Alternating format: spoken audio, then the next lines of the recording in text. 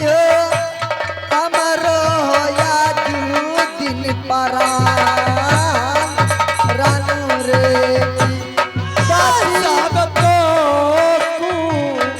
उसलिया है तेरी है गया हमरो के बाद अतैता है रानी है हमरो के बाद अतैता है रानी है आशा भो है हा आलतिया ये चाबी के बता आती हो है राखियो की यलबा पिया हुआ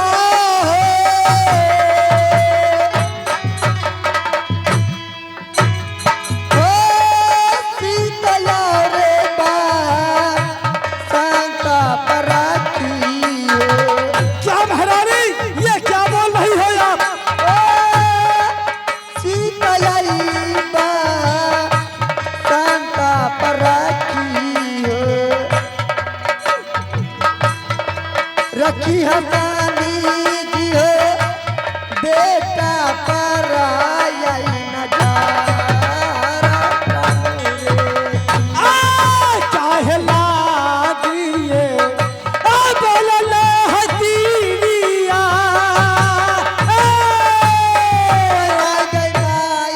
बोलिया यही का थोड़ा बाहरानी है गई माई गया बनाई गया बोलिया है का थोड़ा बाहरानी है आसन जी आका लागी है अपलिया कठोरा बरसुना आके लगी आज सदा का अठोरा बहरानिया गया बनाई आगोरा लागी सू उन्नई बेहगारियो आगोरा लागी सू उन्नई बेहगारियो आय सदा का अठोरा बहरानी ना सुना काकी गई माई अब नहीं गए दरबार मंत्री दरबार जल्दी जाओ डॉक्टर साहब को बुला के ले आओ अब नहीं हाँ गए डॉक्टर साहब चाहिए जल्दी जाओ बाप यो डॉक्टर साहब जल्दी बोला यो डॉक्टर साहब चाहिए ए क्या बात है मैडम डॉक्टर जी घर पे नहीं है नहीं कहाँ गया है चौक पर गए हैं दवा कराने के लिए ओ हाँ चौक पे गया है हाँ बोलिए क्या बात है मलकिनी की तबीयत गड़बड़ गई है माई समझिए गई माई गई माई अब नहीं गए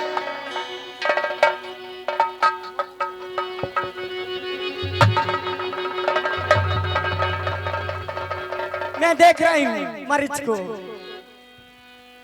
देखो आला लगा के देखती हूँ ए, आला लगा के देखती हूँ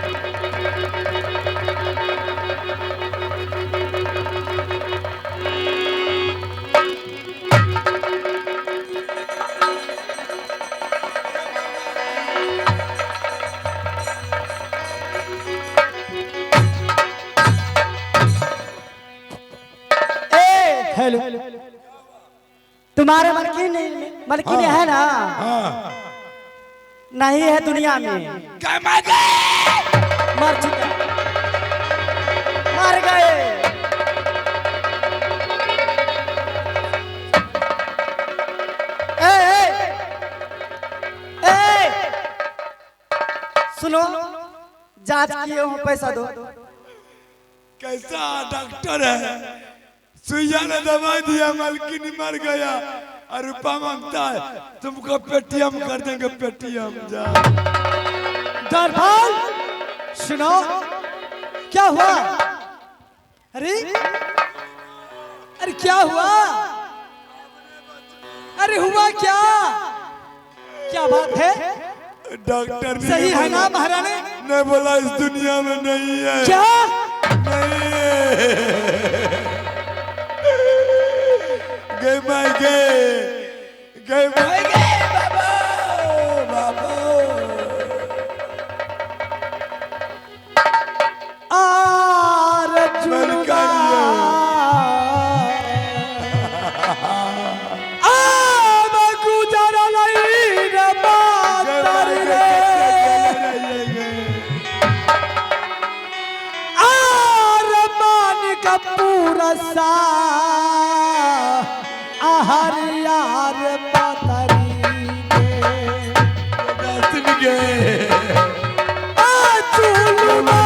चल गए जरा लई रे मातरी रे माय गए आजे वो खाते रही आसीताय के बसा आजा करेगी कैसे केरा बाला बंदरा जो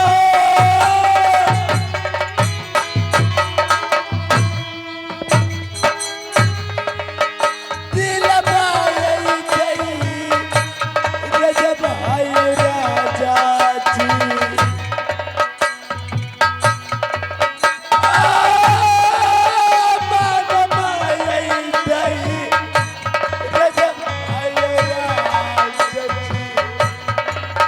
राजा हो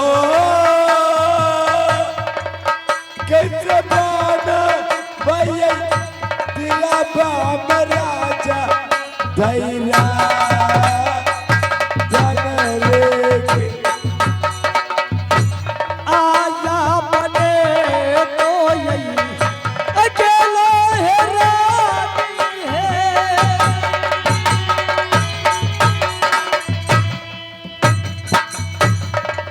स्वर्ग के रहे बस बाहर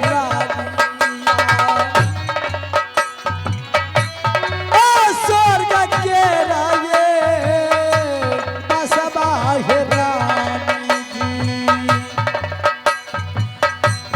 आके करा पर है छोरा लाया सीता जटा पासा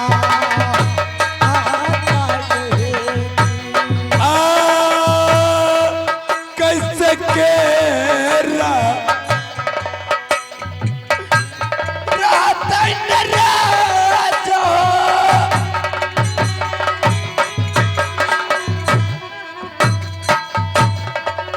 सीता तो यही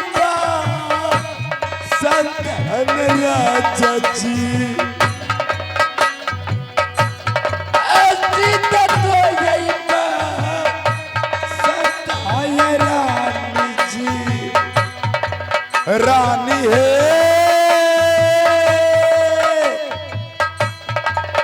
कैसे रहो तैयारी बेटा भाई तोरा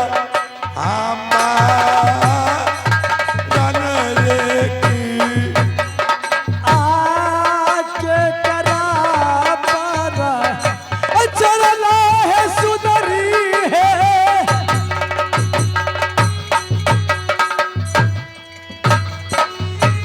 आसीता बेटा आशा के रानी है आसीता बेटा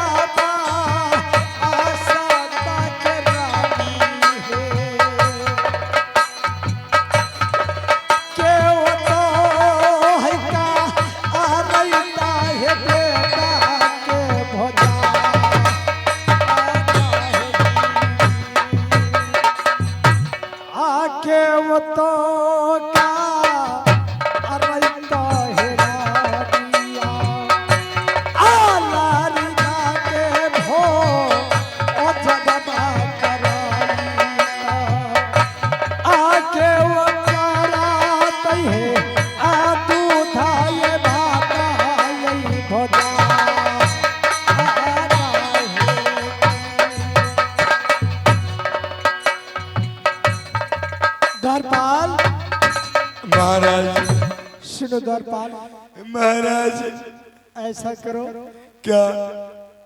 बेटा सिद्ध और बसंत गया है पाठशाला, जी तुम यहाँ से चली जाओ पाठशाला की ओर, जी महाराज। और दोनों बच्चे को वहां से बुला कर ले आओ, और दोनों बच्चे को ये मालूम नहीं होने देना जो तुम्हारा माँ मर चुका है, ये मत कहना महाराज। और उसे किसी तरह बुला करके यहाँ लाओ, और आने के बाद दासी तुम यहाँ से चले जाओ और अपने भंडार घर और भंडार में जाकर के दोनों बालक के लिए भोजन बना कर ले आओ, क्योंकि वो बालक सवेरे गया है पाठशाला की ओर, दोनों बच्चे को भूख लगा होगा। अगर कहीं उसे मालूम हो गया जो मेरा माँ मर चुका है, तो दोनों बालक दाना के बगैर और माँ की याद में दम तोड़ देंगे। इसलिए तुम चले जाओ और भंडार से भोजन बना कर ले आओ। और द्वारपाल जी महाराज। आप एक बात सुनिए, जब बच्चे को लाएंगे ना जी, तो दोनों को माइंड गेट जो है ना, उसी जगह दोनों बच्चे को रोक कर रखना। ठीक है महाराज। और मैं वहां जाकर के दोनों बच्चे को पहले किसी तरह भोजन करा दूंगा, इसके बाद मैं कहूंगा जी, जो तुम्हारा माँ इस दुनिया से चला गया। नहीं महाराज, ऐसा बात। जाओ चली जाब दलिया राजा जे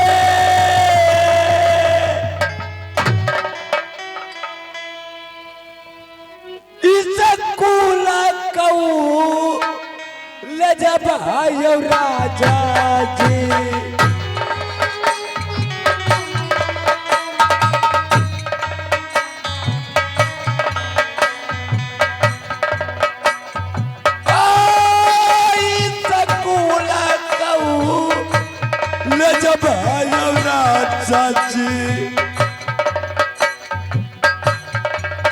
राजा हो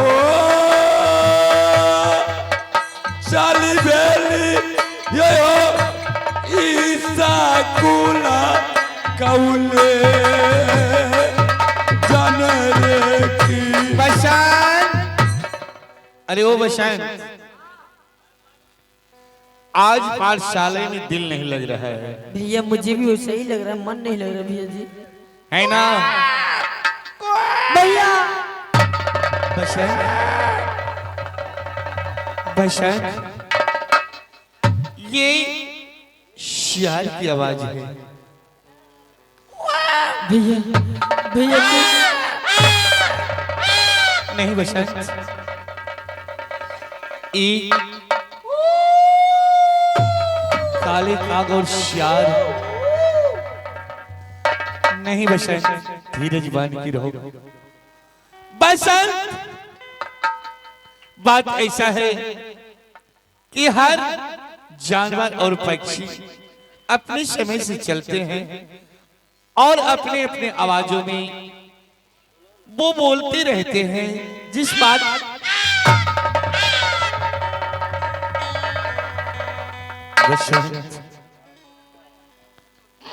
आज लेकिन कोई ना कोई अशगुन जरूर है। मुझे भी ऐसे ही लग रहा है भैया जी, कोई अक्सुन होने वाला है।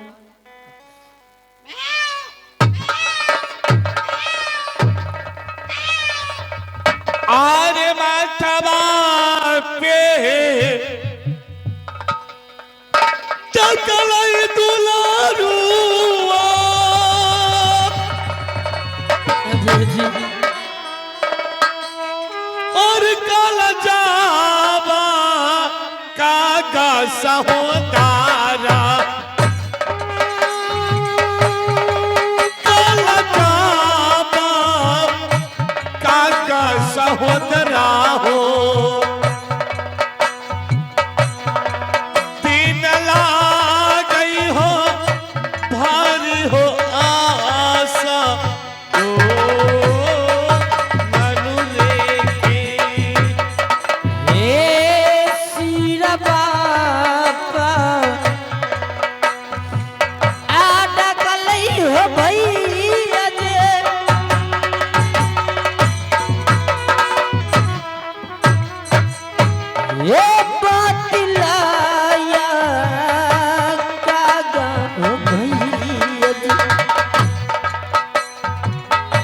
ये पातिलाया जागा हो भैया जी